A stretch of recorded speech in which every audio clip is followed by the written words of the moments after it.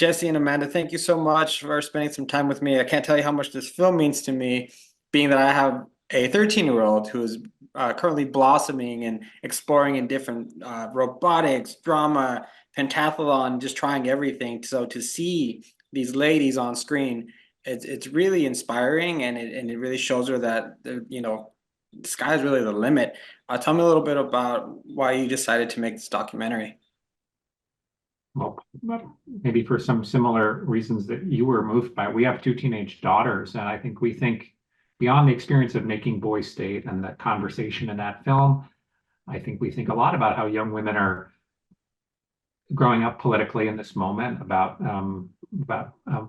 representation for women in positions of political influence, and just what it means to be a girl right now. And so making Boy State, we were immediately thinking about the conversation with young women. We knew that there was a Girl State program, and we had to get through making Boy State and bring it into the world to sort of give ourselves some headspace. But we were always thinking about it, and we always talked about it as a sibling, not a sequel.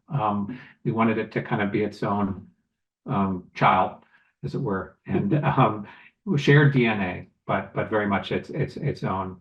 So it was just a matter of time and when and where and how, but we always knew why we would make it. So what were some of the challenges in breaking down which girls you were gonna follow? Because I mean, you have 500 real candidates that everybody has a very unique story that you can follow. How did you identify the girls that we see in the film? It was really important to find them way in advance of the session starting, because once it gets going, it's so fast, so furious. There's no way we could find, meet, get to know, talk about being on a film. We couldn't do it on the ground. So we spent a good half a year before the session started, with the help of the camp, identifying which kids were even interested in talking to the film crew, which was not everybody, which is cool. And then from there, picking which kids we thought were going to do well in the program, who had ambition to go for broke and become governor or get on the Supreme Court, who were politically savvy enough that we knew that they had a chance of actually maybe getting one of those spots, but also who was like interested in collaborating with us in the sense of having a camera follow them through their attempt to get one of those positions and share with us how they felt about it. That's not everybody. Again, that's fine. If you point a camera at me, I'll start acting kind of self-conscious. Like, we can't have that be, that we don't want it to be like that, right? We want somebody to be comfortable with being in a film. And we found those kids, and then it became important to find a range of background, a range of ethnicity, a range of where the regional range, like where someone needs somebody from a small town, somebody from a big town. We needed people who were left-leaning, people who were right-leaning. So we had a lot of needs, but that was about it. Then it just became talking to a bunch of people and like who left off the screen in our Zoom conversations. And for instance, Emily, I mean, honestly, within the first minute of her talking, I was like, okay, this lady, she's extraordinary. And, who tells you, girl, boy, whatever, at the age of, 17, I am running for president. And like with such conviction, you're like, yeah, you are. You really are. Like, she was already campaigning with like the girls that she was babysitting for, who are like 5 at the time. She's like, okay, in about 13 years, you're going to be old enough to vote. And, I mean, that kind of kid. So it took a while, but we found our team of 7. What were some of the differences that you spotted after, doing Boy State and then going over to Girl State that stick out to you? Yeah, I mean, I guess so many differences. It's a different time in the country. I mean, fundamentally, too, politics is different. It's more corrosive.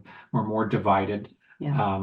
Girls are different than boys. The boys were very tribal in how they engaged in political contest in Texas, and we were curious: would girls do things differently? Would they do things in the same way? I mean, really didn't. We have 2 girls, but that's not a big enough sample size to really know how 500 girls make a democracy when they get together. And it was so, I guess, really interesting just to be in a position of watching them kind of come up against their own inhibitions about talking politics, but also the expectations that have been placed upon them by the camp, which is both supportive of them, but has in some ways an old-fashioned set of expectations for how they should conduct themselves. And I think it's a little bit like our society and our country is sort of what we expect two things from these young women, and they have to kind of negotiate that tension, and that's really interesting for us to see. And I think it puts in perspective why we have not equal representation of women in political power. So I think when we were talking to people about making the film, they thought, oh, it's going to be Mean Girls, it's going to be a cat fight, it's going to be like a certain kind of drama that we see on television, but actually what we found was really different. There's a moment in the film where the girls who've been selected to go on the Supreme Court have a sort of meditational moment before they go on stage and hear the big case, and they all hold hands and kind of go around and say what they're worried about, so they can kind of exercise the demon. And I love that. I was like, I did not witness anything like that at Boise State. It was a very competitive space, and these girls were very competitive with one another, but there was kind of a group support energy. And maybe that was true at this year's Boise State too. I don't know. Maybe that's an emotional legacy of COVID and all these kids gathering for the first time. Everybody wants the best for each other in a way that was kind of heartwarming. I'll be honest with you. It felt good to be around. There was one important similarity though, which is that you see in Boise State, in Stephen's ascendance as a candidate for governor, and you see in Emily the power of listening, actually, which we tend to overlook. We we pay attention to the people who shout, not to the people who listen.